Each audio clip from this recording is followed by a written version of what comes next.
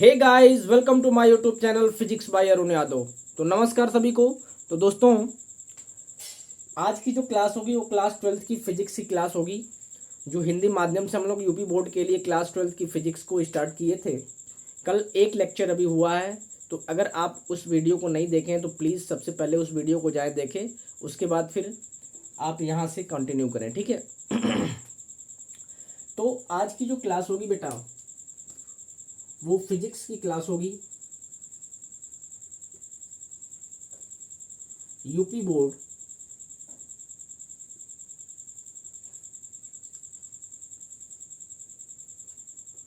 जिसमें हम लोग वैद्युत आवेश तथा क्षेत्र की बात कर रहे थे, ठीक है।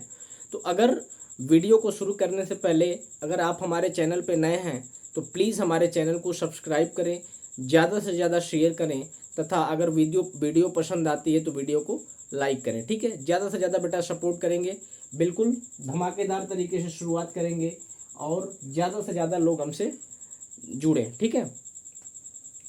तो इसमें हम लोगों ने देखा था बेटा कि आवेश क्या होता है, आवेश की बात हम लोग कर चुके थे।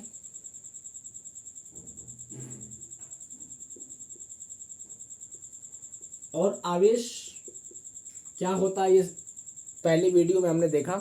इसके आगे थोड़ा सा हम लोग शुरू करते हैं। और आवेश को हमने बताया था कि आवेश दो तरह के होते हैं, ठीक है। आवेश जो होते हैं बेटा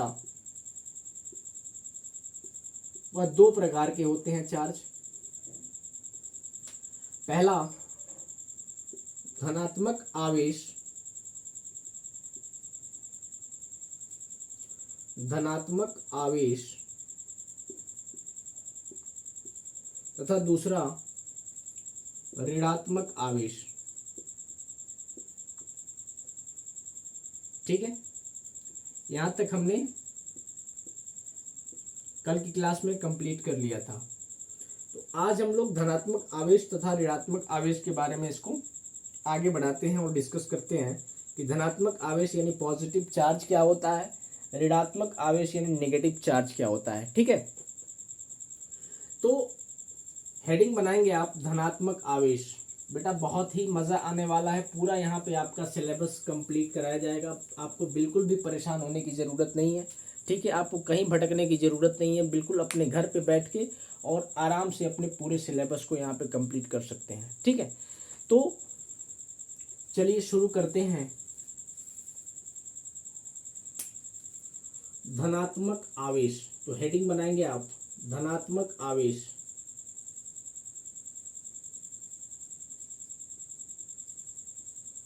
इसको इंग्लिश में बोला जाता है पॉजिटिव चार्ज,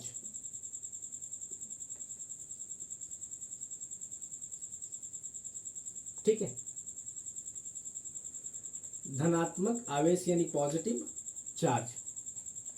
तो पॉजिटिव चार्ज या धनात्मक आवेश क्या होता है बेटा, कि यहाँ सीधा सीधा दिख रहा है आपको। हमने बताया था कि कोई भी बॉडी या एटम्स जो होते हैं वो तीन मूल कण से मिलकर बने होते हैं। अगर आपको याद हो तो प्रोटॉन, इलेक्ट्रॉन और न्यूट्रॉन, ये हमने बता रखा है। प्रोटॉन के पास पॉजिटिव चार्ज होता है बेटा, इलेक्ट्रॉन के पास नेगेटिव चार्ज होता है और न्यूट्रॉन के पास कोई भी चार्ज नहीं होता है, ठीक है।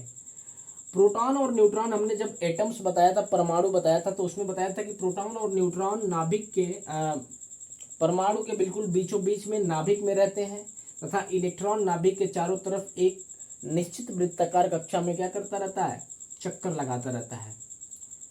तो आप थोड़ा सा यहाँ पे बताएंगे कि अगर किसी भी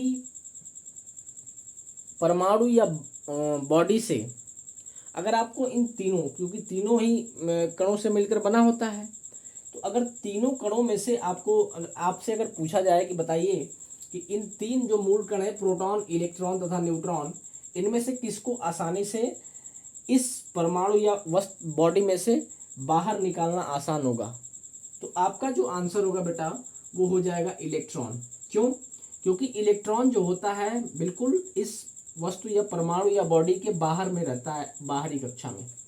इसलिए इसके बीच में जो बाइंडिंग एनर्जी होती है, बंधन ऊर्जा होती है प्रोटॉन और न्यूट्रॉन के बीच और प्रोटॉन तथा इलेक्ट्रॉन के बीच, क्योंकि न्यूट्रॉन पर कोई आवेश ही नहीं होता है, और अगर धन और ऋण आवेश है तो उनके बीच में एक प्रकार का बल लगता है, जो आगे हम लोग कूलाम के नियम में देखेंगे।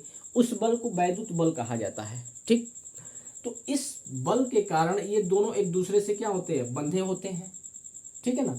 तो अगर थोड़ी सी इनके बीच में जो वैद्युत बल होता है, यानी बंधन ऊर्जा होती है, अगर इस ऊर्जा से अगर आप थोड़ा सा ज़्यादा ऊर्जा देते हैं तो ये जो इलेक्ट्रॉन होता है वो इलेक्ट्रॉन इससे क्या होता है, अलग हो जाता है तथा आराम से ये बाहर निकल जाता है।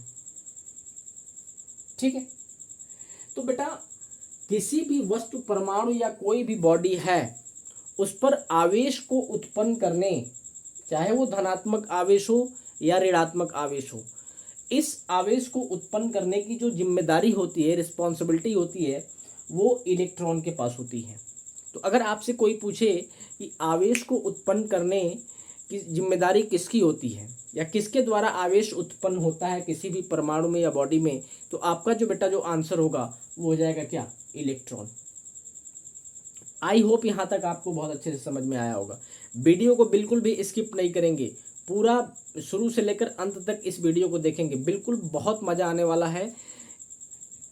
ठीक है, तो वीडियो इसको स्किप नहीं करेंगे बेटा, बिल्कुल भी शुरू से और अंत तक देखेंगे।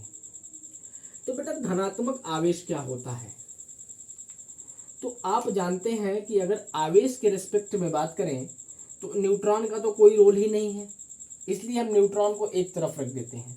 हमें किससे मतलब है, केवल और केवल दो कण से मतलब है, प्रोटॉन तथा इलेक्ट्रॉन से। तो आप कहेंगे, जैसे मान लो कि ये बॉडी है बेटा, कोई बॉडी है, प्रकृति रूप में आप जानते हैं कि सभी बॉडी जो होती है या परमाणु होते हैं वो उदासीन अवस्था में होते हैं। ठीक है, उदासीन अवस्था में होते हैं। अब आपके मन में एक डाउट या सवाल उत्पन्न हो रहा होगा कि ये उदासीन अवस्था क्या होती है।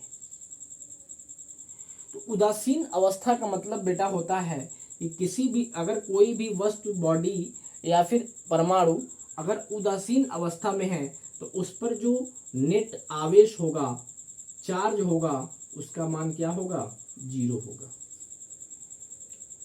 तो आवेश जीरो का मतलब क्या हुआ कि आप जानते हैं कि सभी परमाणु इन्हीं तीन कण से मिलकर बने हैं, और अगर आवेश की बात है तो न्यूट्रॉन पर तो कोई आवेश ही नहीं है, इसलिए ये पार्टिसिपेट होगा ही नहीं। तो केवल और केवल प्रोटॉन और इलेक्ट्रॉन से मतलब है।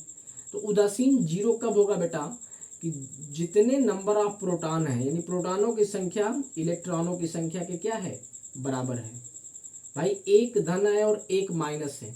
आप जानते हैं कि जितना भी प्रोटॉन पर आवेश होता है, प्रोटॉन पर जो आवेश होता है वो होता है 1.6 इंटू 10 के घात -19 कूलाम, और इतना ही आवेश होता है किस पे, इलेक्ट्रॉन पे। फर्क इतना है कि ये केवल माइनस में होता है, -1.6 गुणे 10 के पावर -19 कूलाम। ठीक है, तो परिमाण दोनों का बराबर है, लेकिन साइन क्या है, अपोजिट है। तो इसलिए एक प्लस और एक माइनस एक दूसरे को कैंसिल, न्यूट्रल कर देंगे, और रिजल्ट क्या आएगा बेटा, जीरो। तो उदासीन अवस्था का मतलब होता है कि किसी परमाणु में या वस्तु में जितने प्रोटॉन है उतने ही क्या है, इलेक्ट्रॉन है। ठीक है, तो आई होप यहाँ तक आपको बहुत अच्छे से समझ में आया होगा, कोई भी समस्या नहीं हुई होगी। तो आगे बढ़ते हैं। अगर धनात्मक आवेश की हम बात करें तो बेटा इसमें मान लो कि Np क्या है, प्रोटॉनों की संख्या है, और Ne इलेक्ट्रॉनों की संख्या है। आप कहेंगे जी सर, धनात्मक का मतलब क्या हुआ, बेटा अगर धन वाली संख्या ऋण वाली संख्या से ज्यादा है तो जो रिजल्ट आएगा वो हमेशा और हमेशा धनात्मक आएगा। तो इसका मतलब कि अगर कोई भी बॉडी धनात्मक आवेश है तो उसमें 110% बेटा इससे कुछ न कुछ इलेक्ट्रॉन क्या हुए होंगे, बाहर निकले होंगे। प्रकृति में आपको पता है कि जितने प्रोटॉन है उतने इलेक्ट्रॉन है, इसका मतलब प्रोटॉनों की संख्या इलेक्ट्रॉनों की संख्या के बराबर है। तो अगर किसी भी बॉडी पर धनात्मक आवेश आया है, इसका मतलब क्या कि उस बॉडी से कुछ इलेक्ट्रॉन बाहर निकले हुए होंगे।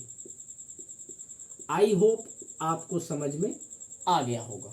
तो जब बेटा इलेक्ट्रॉन बाहर निकलेंगे तो इसमें प्रोटॉनों की संख्या तो सेम है, जो पहले थी वो भी अब भी वही है। इलेक्ट्रॉन केवल क्या है, बाहर निकले, तो इलेक्ट्रॉनों की संख्या में कमी आई है। तो जो रिजल्टेंट आएगा बेटा वो धन ज़्यादा है और माइनस कम है, तो रिजल्टेंट क्या आएगा, पॉजिटिव आएगा। तो इसका मतलब ये हुआ यदि प्रोटॉनों की संख्या इलेक्ट्रॉनों की संख्या से ज़्यादा है तो इस प्रकार के परमाणु या इस प्रकार की बॉडी पर जो आने वाला नेट चार्ज होगा बेटा, कुल चार्ज होगा, कुल आवेश होगा, वो क्या होगा, धनात्मक होगा। समझ में आया।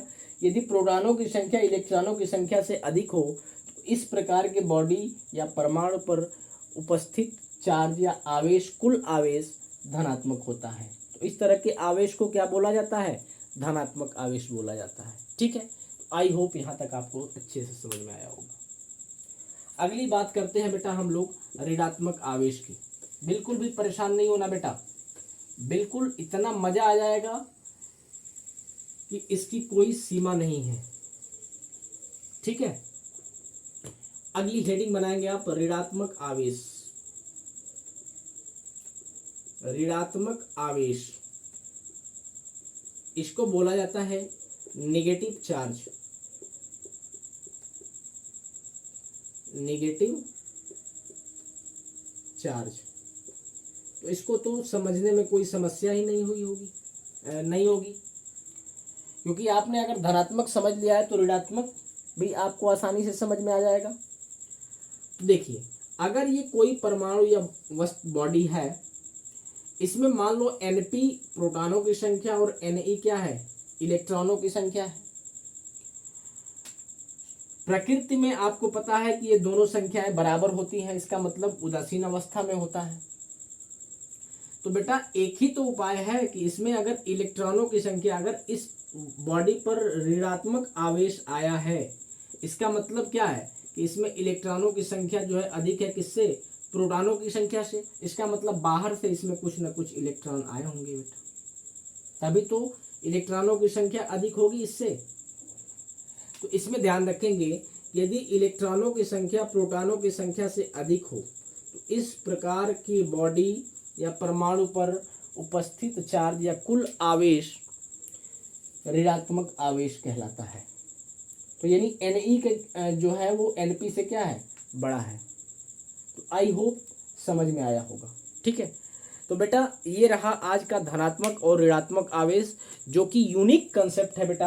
आपको बिल्कुल भी यहाँ पे रटने और उसकी ज़रूरत नहीं है। आपको एक एक चीज़ें हमने बहुत ही बेहतरीन तरीके से यहाँ पे समझाया है और बताया है। इससे बेहतरीन और कुछ भी नहीं हो सकता है। तो मुझे लगता है कि इससे बेस्ट कंटेंट आपको पूरे यूट्यूब नहीं, कहीं भी नहीं मिल सकता है। ये हमारा गारंटी और दावा है। ठीक है, तो यहाँ तक आप कंप्लीट करेंगे, एक एक चीज़ें बिल्कुल भी नोट करेंगे, एक नोट्स बनाएंगे प्रॉपर तरीके से, और उसी नोट्स को बार बार क्या करना है, आपको रिवीजन करना है। ठीक है, तो यहाँ पे आपके थोड़ा सा डिटेल में हम जा रहे हैं, बिल्कुल डिटेल में डिस्कस कर रहे हैं। ठीक है ना, तो हम लोग अगली क्लास में बेटा इस क्लास को यहीं तक रखते हैं। धनात्मक और ऋणात्मक आवेश आज हमने देखा। अगली क्लास में हम लोग पढ़ेंगे इसके कुछ, जो धनात्मक बॉडी होता है या ऋणात्मक बॉडी होती है, उसके द्रव्यमान के रेस्पेक्ट में हम लोग बात करेंगे कि द्रव्यमान, धनात्मक आवेश का द्रव्यमान कितना होगा, ऋणात्मक आवेश का द्रव्यमान कितना होगा, कैसे एक दूसरे से कोरिलेट करेंगे। तो इस वीडियो को यहीं तक रखते हैं बेटा। ज़्यादा से ज़्यादा शेयर करें, सपोर्ट करें, ज़्यादा से ज़्यादा हमसे लोग जुड़ें, ज़्यादा लोगों को शेयर करें आप हमारी वीडियो को, और अगर ये वीडियो पसंद आती है तो लाइक करें। तो इस वीडियो को हम लोग यहीं तक रखते हैं। अपना ध्यान रखेंगे, बिल्कुल इस चीज़ को आप रिवीजन करते रहेंगे। अगर आपको कोई प्रॉब्लम होती है, कोई भी डाउट होता है, तो हमारे कमेंट बॉक्स में कमेंट करेंगे। ठीक है, तो मिलते हैं हम लोग अगली वीडियो में। तब तक के लिए अपना ख्याल रखेंगे। नमस्कार, जय हिंद, जय भारत।